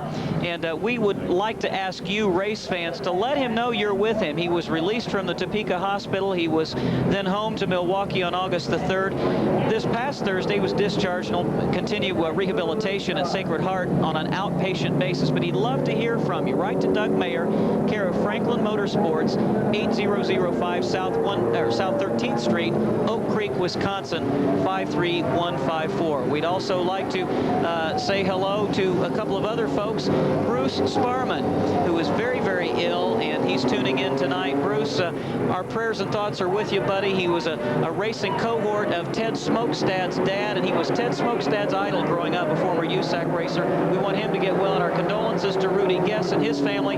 His mom, Ruth, passed away on the 10th. She was a real ASA racing fan, so I'd like to recognize those folks tonight. The green flag has just dropped less than a half lap ago. Brian Reffner out in front and among the cars on the lead lap. His closest competition, the bright yellow number 75 of Jeff Neal, the Pyro Splitfire All-City Hardwood Chevrolet, qualified third. He's been pretty quiet, kind of laying low, working his way back up towards the front. Now Jeff Neal is running in second spot after a fine 8th place finish at Topeka last week. His best effort of the season that has been marked by a lot of bad luck. I'll tell you, the man on the mission is that 07. You can see him. Todd Forbes now has nobody between himself and Brian Reffner. Here's the battle for second between Bob Seneker and Johnny Benson, who've just gotten around Jeff Neal. Jeff Neal was in second spot. Well, I was going on about Jeff, and he just pedaled backwards about 3 spots there real fast. As first Bob Seneker, then Johnny Benson, and now the next perhaps to challenge and has gotten around is Dave Sensiba in the number 4 car. So Neal was going well there for a moment, and now is not. Look at Sensiba. You saw him for a minute driving beneath Glenn Allen. There's Johnny Benson putting yet another lap on Bill Baird's car number 26, and he now will set sail for the leader, Brian Reffner. Set sail if he can. Reffner, who has been so consistent, is now being chased hard by Todd Forbes, who's trying to get his lap back. And the way Forbes was running before he came in would lead us to believe that he's capable of doing just that. He's really on a mission, as you mentioned before. Behind the 4 cars that you just saw on your screen, Jeff Neal is 5th. 6th is Scott Hansen. 7th is Joe Knott. 8th is Rick Beebe. 9th, the last lead lap car is car number 10, Tony Roper. And Ralph is on pit road with a guest. That would be Dave Taylor, who's a crew chief for Dave Sensiba. Dave, your boy's been up there and back up there. How's he doing now? The car seems to be pretty good, just track position and getting past some lap cars. With West Michigan Chevy dealers, Monte Carlo seems to be running real well tonight. We're trying to get Davey his first win. We've got a pole, so the win's the next thing to get for this team. Has the stagger been the key for you? Stagger, and just the tires seem to grease up here. The tires are plenty hard, not wearing them out. Just to get a little bit greasy after about 100 laps, and it's a matter of getting the car balanced just right for Berlin. Rob, you know as well as I do that Dave Taylor's had a lot of laps around this place in the company of Johnny Benson and Bob Seneker. So he might know something that will help Dave Sensiba to victory lane tonight. Formerly crew chief in the Leroy Troop stables and worked, as you mentioned, with Bob Seneker and Johnny Benson. Went away for a while, worked with Ray Skillman, and now apparently is back with Dave Sensiba, who also spent some time learning in the Troop Motorsports shop, so he never drove for that team. Well, we would hope that Taylor's talking to him, because not a lot's going to help Dave Sensiba do what he tends to do naturally, which is to race hard. This place is a racetrack that rewards patience. Sensiba has been very patient so far. He's let the track kind of come and go. Of course, he had a lot of experience here. Now he's being patient while he watches the front 3 kind of open up some ground on him. We just mentioned the top 9 and 10th is Todd Forbes on the tail end, or actually a lap down. 11th is car number 15. There he is, Glenn Allen Jr., also 1 lap down. Mike Miller shown in 12th position, 1 lap down. Leaders continue to circulate. Reffner with pretty much a clear track ahead of him now, and the race behind him. As we see the 36 car back out on the racetrack. We had heard the night was over for that car. Now we go back up front. There's Reffner just to the left of the screen. The black number 5, his entry, the structural transport Ford Thunderbird. Johnny Benson Jr. stalking him. And then we see Todd Forbes trying to sneak back in there. He is a lap down, and if he can get in front of the 5 car, he'd get that lap back. Ralph Shaheen is now hustled on down to the number 5 car's pit. Oh, you make me sound so energetic when it was only across the pit road. Thank you, Brian. Les Bach is his crew chief for Brian Reffner. Now, you're the one guy that Benson doesn't seem to be able to get around with ease. How come? Well, the car's working pretty good, and we decided to stay out on that last pit stop there. The car was working good on used tires, and the tire wear looked pretty good on our first pit stop, and we figured if we could hold him off for 20 or 25 laps until his tires got the new off of them, that we'd be in pretty good shape. Hey, Brian, you know, I haven't seen any sparks coming out of the backside of Forbes' car lately. If he gets that lap back, he's going to be a player again. He's going to have a hard time getting that lap back. Now he has to worry about getting around not just the leader, but 2 other cars, and look who is charging into 3rd position, and maybe in just a couple of moments into 2nd spot is it Johnsonville Ford of Bob Seneker. Well, you look up patient in the dictionary, you're liable to find the man they call the sneaker, Bob Seneker, number 84, making the move down inside the crowd. Who are they going to situation? There's a lot of Seneca fans here. There's a lot of Johnny Benson fans. While we ponder that question, we're going to take another pause from the action here at Berlin Raceway. The GM Goodwrench service presenting the Michigan 300 will continue as Brian Refner leads. While the crowd looks up at a harvest moon, Brian Refner leading Johnny Benson, Bob Seneca. There's a look at the top 10. We're in a look at the 3 leaders here at Berlin Raceway with the number 5 of Brian Refner, 21 Johnny Benson, 84 Bob Seneca, and Todd Forbes in the silver 07 Maisto car trying to get his lap back. He's got 3 cars to get around in order to do that. And what a trio up in front. You got Brian Refner, who's never won an ASA race. Obviously, that means he's never won here. You got Johnny Benson, who's had 6 poles, 7 top 5 finishes. He's won 3 times here. And then, of course, you've got Bob Seneca, who's won countless poles and has 7 Berlin victories. But the last time that Bob took a checkered flag here at Berlin was way back in 1989, and that is a long time for him to go at any racetrack without a win, especially one that he grew up on and we run twice a year. He's won more ASA races than any other driver ever. And where we had 75 victories for him now, Bob Seneca. So any dry spell is a long one for Bob Seneca at a racetrack. Brian Refner not able to run away and hide from Johnny Benson. And Bob Seneca, of course, just hanging around, just staying there, poised, waiting for an opportunity to strike and perhaps take that long-awaited victory here at Berlin Raceway. I'm sure if you had asked 2nd place Scott Hansen in the points, 3rd place Glenn Allen, and 4th place Mike Eddy, all of them would have expected to gain points on Brian Refner here. All 3 of those drivers run extremely well here. Boy, is he confounding the experts, as they often say, in this racing season, and particularly right here. He has not had a bad racetrack. I mean, it doesn't matter. It's a big track. If it's a road course, he has just been tough every place he's gone. 4 out of 9 races this season, he has finished in the top 5. 8 out of 9 races, he has finished in the top 10. Brian Refner, we're talking about, and he was only the runner-up in the Rookie of the Year battle last year. What progress this young man has made. He has tremendous consistency. We've talked about that. He has a great attitude. He is obviously does his homework and has done so since last season. And he absorbs a lot of information and seems to process it quite well, I would have to say. You just saw him putting the black number 10 of Tony Roper a lap down, and Roper ran so well up until this most recent caution, and I don't know if he got a bad set of tires or what, but the car is now going backwards. He has lost a lap. Now there are just 8 cars on the leader's lap. And a lot of those cars just caught in a revolving door for the 8 that are still on the lead lap. That means that there are 24 cars no longer on the lead lap.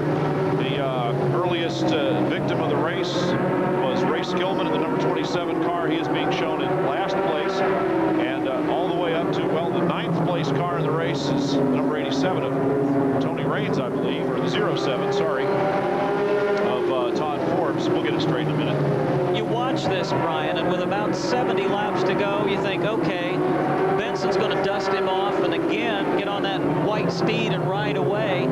I think it's too early to even conjecture about that, because remember early on, Refner kind of fell back and then he picked up the pace once again. What's the tire situation, though? Remind me quickly. We know Johnny Benson has changed both rights and lefts, although we think that Brian Refner may have only changed right side tires. Ralph Shaheen, what's the definitive word down there? Well, we're going to talk to Dan Gibbs, who's acting as his crew chief here tonight. Danny, we've seen Johnny running up high in the corners. He seems to be going even higher now. We know you've changed tires all the way around.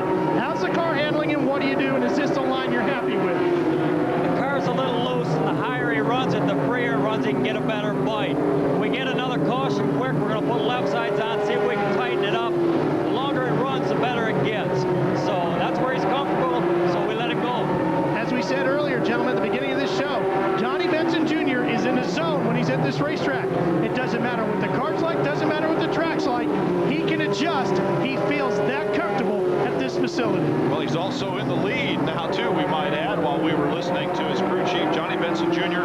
has resumed, or has taken, I think, for the first time in this race, the lead at Berlin Raceway. And I think you're going to see very quickly that Bob Seneca, if he's got anything for Brian Refner, he'll put the pressure on, because he knows if you give Johnny a lead, it's going to be awfully tough to make it up.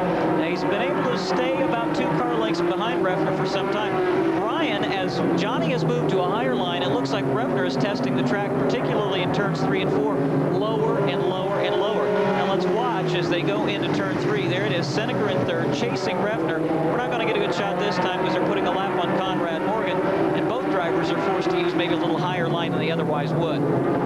Bob Seneca here can do himself some good versus, you would have to say, Brad Loney, Gary St. Amant, Mike Eddy, Glenn Allen Jr., and Scott Hansen, the other drivers that we've already said are having trouble here gaining points. Bob Seneca is going to be able to gain some points on all of them and move himself up higher in the standings than his current 7th place in the points right now.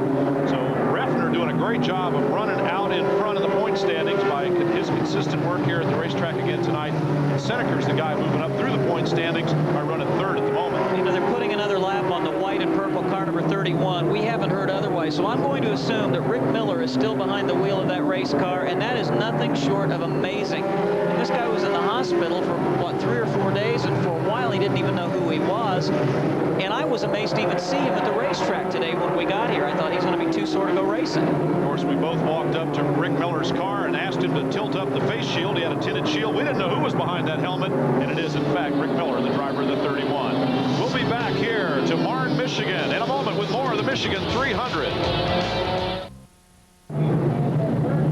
Doggone it, I knew we shouldn't have taken a commercial break right then, because now we're under caution as you come back. And the reason being, Jeff Neal, the number 75 car, went spinning around, sending smoke flying in every direction there, and net result is which he is off the lead lap right now. Here's a look at it. I think he felt some hot breath right behind him as Johnny Benson, the leader, was about to put him a lap down. It appeared that there might have been just a little bit of contact between Jeff and Harold Fair's car number 81.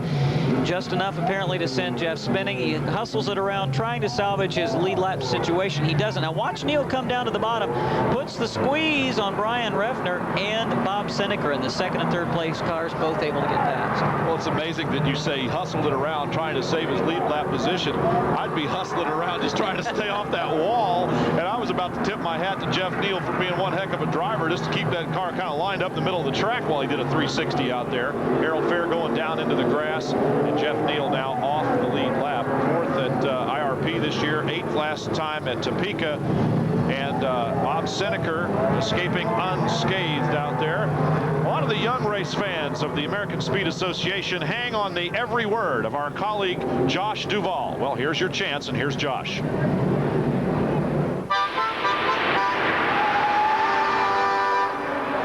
I'm Josh Duvall, and these are my sneakers.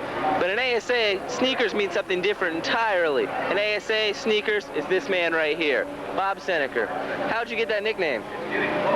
Well, it used to be when the competition wasn't so tough, I didn't have to charge so hard from the beginning of the race. And I'd start out easy and just lag back, and later pull my charge on near the end of the race. They'd call that a sneaky move up from the back all the way to the front near the end of the race. Can't do that anymore, of course. We've got to charge all the time. And our viewer also wanted to know how you picked the number 84, because you've been using that for so many years. That's a boring answer. When I first started racing, I chose the number 34. When I got to the racetrack, somebody already had 34, so he made the 3 into an 8. Simple as that. Thank you, Bob. That question came from Jasper Caro of Grand Rapids, Michigan. And if you have a question, send it to me at The Young Racers, P.O. Box 26792, Charlotte, North Carolina 28221. I'd like to see the original artwork on the side of that car with the 3 changed into an 8. I bet that was pretty interesting. Well, I've seen some pictures of his early rides, and they were not pretty, I can tell you that. Let's go down to Ralph Shaheen, who's with the crew chief for the 84 car. That would be Dan Crawford. Dan, how's the car? He's talking to Bob right now. How's the car running now? Well, it's a little bit pushy. He's hoping the push comes out for the last 50 laps. That's when we'll see everybody charging to the front, gentlemen. It's those last 50 laps, which we're quickly closing in on as we go back to green. And you know, everybody took a lead from Johnny Benson in car number 21. You can't afford this late in the race to give up track position. Everybody knew if he came in, they would follow. If he stayed out, they would do the same, and that's exactly what he chose to do. And why not? The car is working very well. Well, he's changed tires all the way around, whereas some of the others may have not. There's the first look, really, at number 22, J.D. Summers in that car. He was a rookie leader in the point standings early in the season. Since then, has had some difficulty. And the best race on the racetrack right now. There's Brian Reffner and Bob Seneca, but Johnny Benson. For second at least. Johnny Benson is just gone again. Well, it looked like that Seneca knew he had to make that move very quickly, and that car done well right out of cautions tonight. So we'll see if he's able to narrow the gap on leader Johnny Benson. And Brian Repner, I kind of watched him. Maybe we can pan back here to him in a minute. There he is in car number 5. Watch that car. It looks like it's a little out of shape, and I would be surprised to see him back a couple of spots. There may be a tire going down. Again, it looked like some sparks out of the back end. Here's a look at that pass. Repner's been running a low line into turns 3 and 4. Not this time. There is no room. Contact between he and Bob Seneker. And you know, once you get totally alongside, you can pump pretty hard and not send the other guy spinning. It's where a fender, a right front fender, gets into a left rear fender that usually sends a guy spinning. So Seneker knew once he was alongside, he can let her drift up the racetrack. Neither driver would be the worse for wear. I've noticed that corner-to-corner contact between race cars usually results in a little bit of a problem for one or the other, if not both, as we saw, of course, between Mike Eddy and Brad Loney at Cedar Rapids a couple of races ago. Johnny Benson, and look at Seneker. Where did the lead go? He is close. How quickly, once he got around Brian Repner, he closed up on Johnny Benson Jr. Now, last time we were here in Berlin, we saw a great battle between 2 veterans and 2 former champions, Johnny Benson and Mike Eddy. We may see another battle shaping up here in the closing 40 laps of this race between 2 former champions, this time Johnny Benson and Bob Seneker. And Todd Forbes' car has come to rest up in turn number 4 at Maisto Yoder Thunderbird, and we wondered if the sparks that we'd been seeing were a portent of maybe more serious problems to come. Don't know that had a thing to do with his current position sitting up out of the racing groove in turn number 4, and it does not appear from here that he has made contact. We saw him waving rather vociferously inside that race car. He just pulled the car up out of the racing lane there. Apparently something has just expired in that 07 car. Of course, we'll get to the bottom of it here shortly. We're just guessing right now, but Todd Forbes has moved himself up out of the racing groove and off the racetrack while the caution comes out here. We're 45 laps from the end of the Michigan 300 presented by GM Goodwrench Service, and we will return to the racetrack in a moment. Welcome back to Prime Racing's coverage of the American Speed Association, the AC-Delco Challenge Series. Brian Drever up here in the booth along with Rob Albright, Ralph Shaheen hustling around on pit road. There's Todd Forbes' car and Ralph Shaheen just on the left of the screen there. There's a good look at him. And Ralph, you got some more? Well, we got Todd sitting right here. He just pulled in. Todd, what happened? I don't know. Something broke. It made a big boom and it seemed like it quit pulling itself. So either something in the transmission or whatever. We had seen sparks out of your car earlier. Do you think it's related to that? It's very possible. It felt like there was something broke inside the back. It was kind of weaving back and forth, so it slowed me down. That's why I came in on the caution the second time. Well, they have restarted, and now the 5 leaders, at least, are not separated by any lapped automobiles. We would appear to have a clean run to the checkered flag here with Johnny Benson Jr. leading Bob Seneker. And we're just going to settle back. And now the mess that I referred to earlier in this broadcast has kind of sorted itself out a little bit. And I think we've got a real good, hard-charging finish coming up as Dave Sensema pulls up alongside Brian Repner with Scott Hansen, who's been just hanging around in 5th spot. You know, it was apparent before that last caution that Repner's car was way off in terms of the earlier handling that we'd seen. And I kind of thought he might come on pit road. Ralph? Rod, the tires on Brian Repner's car are no good on restarts. Once he gets going, builds a little heat back up into those tires. Those old tires come back around. We should see Repner regain dominant control of that number 5 and once again challenge for the win. Well, if he doesn't lose too many track positions in the meantime, Senseba is trying to nerf him out on the inside there and squeak up, and he looks like he's about to make the pass. And just as soon as he looks like he's about to, Brian Repner fights back on the outside. There's that 2-groove racing for which this place is so famous. Again, if you weren't with us in June, the reason Dave Senseba can catch him and get alongside but not get past is he needs to be able to work the whole racetrack. When Repner forces him on the bottom all the way around, the car simply cannot get good traction off turns 2 and 4. He can get into the turns very aggressively, but he has to get off the throttle coming out, and that's why Repner so far has been able to hold him off. It always looks so peculiar when 2 cars race side by side, because clearly the shorter way around the track is down on the inside, but the car on the outside able to go just that little bit faster in its own groove and maintain the position. A little bit of wiggle waggle there, and maybe a little fender touch on the backside there, but no harm done. These 2 guys have done it before. Well, as Mike Eddy would say, if they wax these cars before the race tonight, why bother? You're going to rub it off on somebody else's car anyway. That's exactly what he said to me a couple of weeks ago. I said to him that he ought to have his car all shined up nice with 3 weeks off, and he said, we're not putting any wax on it because we just scrub it off on somebody else's car in 3 or 4 anyway. Scott Hansen waiting, lurking behind them in 5th position. He's going to see who takes the advantage, and again there's contact between Sensiva and Refner. Well, Sensiva's car just a tiny bit loose there, a little tail happy as it works down on the low side there. Refner's car just rock steady on that high groove. And Scott Hansen, as he has done so many times in the past, just kind of taking a front row seat here, trying to figure out if these two guys go somewhere, which way are they going to go, and then how's he going to get by. And just when it looks like Sensiva's clear, the battle back by Refner, but now, again, Seneker has closed in on the back bumper of Johnny Benson's car number 21. And look at the different line that Benson is now running. He's moved to the bottom of the racetrack, and I think I know why, because that's where Seneker has been working well. And Johnny's going to try to force Bob to go up top. That's defense there as Johnny Benson Jr. getting ready to drive wide here in the final 30 laps of the race, because that's where it's going to count. He says, okay, if Bob Seneker can get around, he's going to have to go around the outside. And Benson forces his car, which seemed to want to run high, down low, because that's what he has to do right now. Advantage who at this point? Not sure. I gotta like the chances of Bob Seneker, because he's just driving around, seems to be able to go anywhere he wants to. Of course, he's hungry for a win here. And how many times have we had the same driver win a race at the same racetrack twice in the same year? Another question posed for the Know-It-All brothers. Yeah.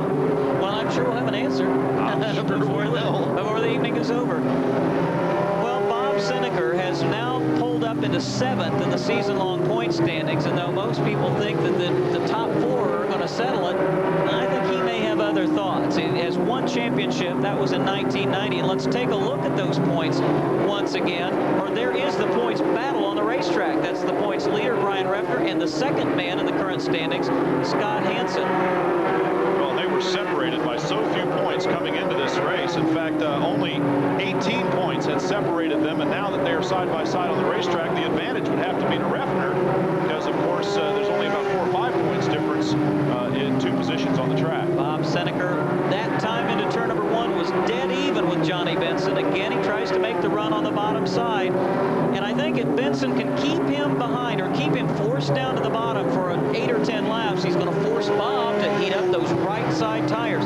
Seneker has got to go for it and got to be aggressive in doing it if he wants that lead. Johnny Benson Jr. is going to have to try to hold Bob Seneker down there for 25 laps if he's going to win the race. And Seneker is making it work down low there. And once again, side-by-side racing by 2 former champions, 2 of the best in the business. Johnny Benson, a champion of the American Speed Association 2 years ago, current leader in the Busch Grand National Point Series, and of course the winningest driver in ASA history, who continues to show us his winning ways. Bob Seneker running 2nd on the track right now, and the race is not over between these 2. You can bet on it.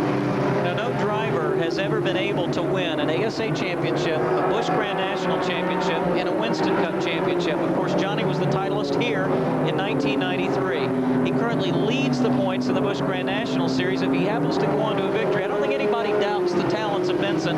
Somebody's going to put him in a Winston Cup car, and maybe as soon as next year. Who knows? Would that be something if he could accomplish that? Indeed it would. Johnny Benson Jr., of course, an infrequent visitor these days to the American Speed Association, but he seems highly motivated when he comes back here to Berlin.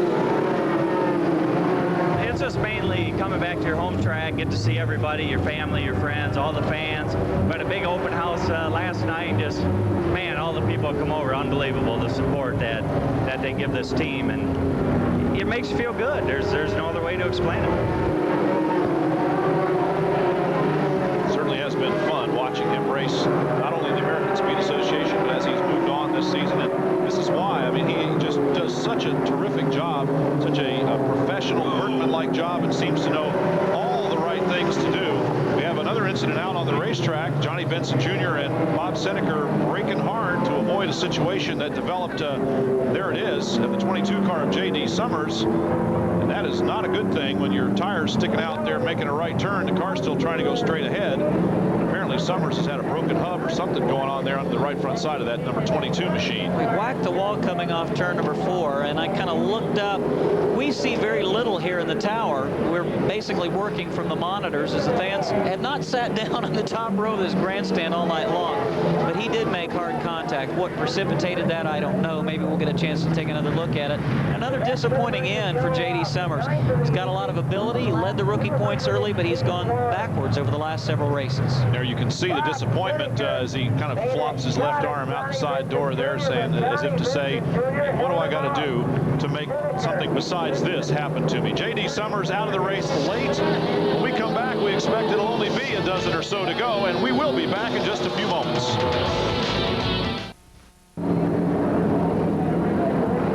This is literally a place where they say you can buy the whole seat, but you're only going to need a little bit of it. They don't need any of it here. There's only a few people sitting down, and that's because we're under caution here at Berlin Raceway in Marne, Michigan, in the western part of Michigan State here. And Johnny Benson Jr. from nearby Grand Rapids, certainly a hometown favorite. There's Mike Eddy, whose early misfortune in this race has been somewhat offset by him being shown now in 11th place, down a lap. Apparently he has his car gathered back under him, but has certainly had to fight his way from way back to get up to 11th where he is right now. Just ahead of him, sneaking a rear bumper into the picture, is Harold Fair, who avoided any further problems by spinning around. But there's Mike Eddy with 3 victories this year. Boy, he started the season with a bang. And it really surprised me. I didn't realize he hadn't won a pole yet this year. 96.3% of all laps completed.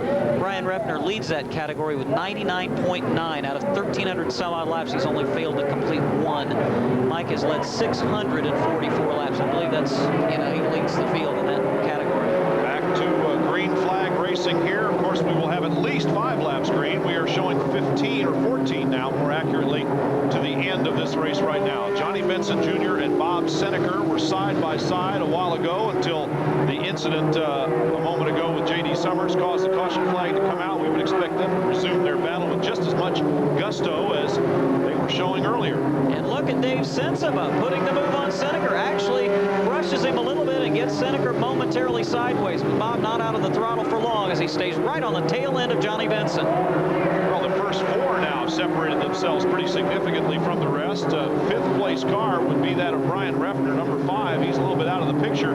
You see the 75, I believe, of Jeff Neal kind of stuck in between. Or no, actually, that is the 02 yellow car there. Now Refner makes his way around. You can't see what we're talking about, but 5th place car, number 5, is just probably 20 car lengths back. These guys are trying to check out as a group. 2 other cars remaining on the lead lap. Joe Knott is 6th, and the rookie Rick Beebe runs in 7th position. Glenn Allen Jr. 1 lap down in 8th. Talking about Rick Beebe, ever since his miscue in the first race of the season, not failing to make the field, he had thought that would be a $50,000 tire that caused him to miss that field. And Rick Beebe has since fought back and has been as consistent as this man, Brian Refner, in the rookie points battle. Beebe driving the number 6 car. We're going to look at him in a minute, but right now looking at Brian Refner, the points leader, and who took that points lead with his great finish at Topeka.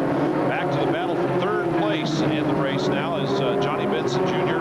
and Bob Seneker are out in front, but side by side go Refner and Sensiba and Hansen. And hey, there are only 8 laps to go in this race. 8 laps remaining in the Michigan 300, presented by GM Goodwrench Service here. The crowd on its feet in anticipation of perhaps the 2nd victory this season by Johnny Benson Jr.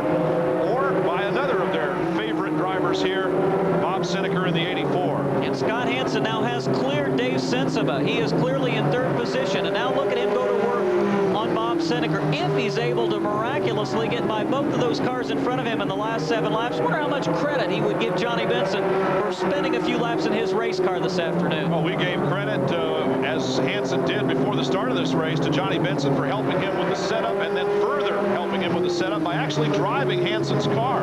I was standing down in the turn 3-4 area just checking out some and Hansen gathers it back up after getting a little bit of a nudge from Dave Sensiba there. Great driving by a great driver, and that caused him to lose some ground. And Bob Seneker absolutely has to love it, as now he doesn't have to look in the mirrors at all. He can concentrate on the leader, Benson, and Seneker's got a problem up in turn number 3.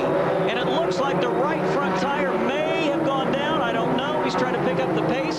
Does the yellow come out or not? We remain under green, and Seneker will not win finds himself all alone with 3.5 laps to go. Well, Johnny Benson Jr.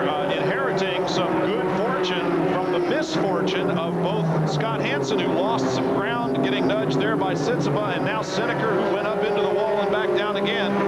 Scott Hansen now shown in second spot with Dave Sensiba third, and Johnny Benson Jr. well out in front as we see 3 laps to go in the Michigan 300. And here's Reffner closing again, and it looks like Ralph was absolutely right. And there comes Seneker on pit road with only a couple laps to go. If he could have nursed that car around, I think that's what I would have done. But oh, what a disappointing end for Bob Seneker. The battle now will be for second position between Scott Hansen and Dave Sensiba, and it looks like Scott may be able to hold him off. Well, and the end result is for the points battle, things will remain virtually unchanged. We're getting ready to go on the final lap here. In fact, we are on the final lap as we get ready to wave the checkered flag for the second time this season to Johnny Benson Jr. The crowd loves it, and he has his second victory on the very same racetrack, 2 for 2 here at his home track in Berlin, the Berlin Raceway in Marne, Michigan, just a little west of his hometown of Grand Rapids. Johnny Benson Jr. winner for the second time in 1995 on this racetrack. And that may have been the largest margin of victory at Berlin Raceway in a long time for Johnny Benson. It ended up being about 6 or 7 car lengths, and it looked like the top 4 were going to finish under a blanket. And there is Bob Seneker, whose last couple of lap problem there remains a mystery at this point, just exactly what it was. We'll take a break right now as Johnny Benson Jr. drives up to victory lane. We'll visit with him, of course, and the rest when we come back to Berlin Raceway.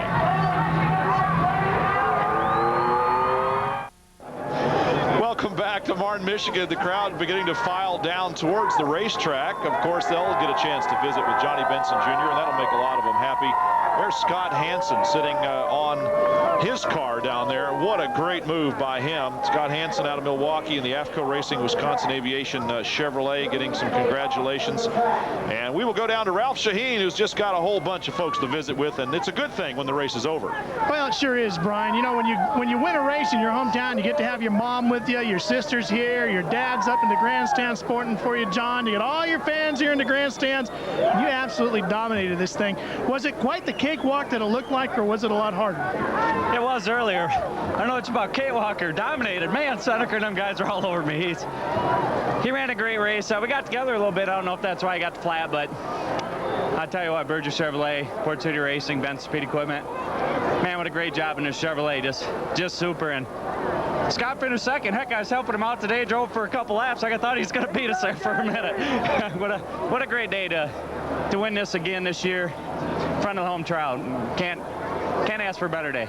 Now, you did a lot with your tire strategy here today as far as coming in and taking rights, taking lefts at different times. Did it play out exactly the way you wanted to, even though you had to come in early on?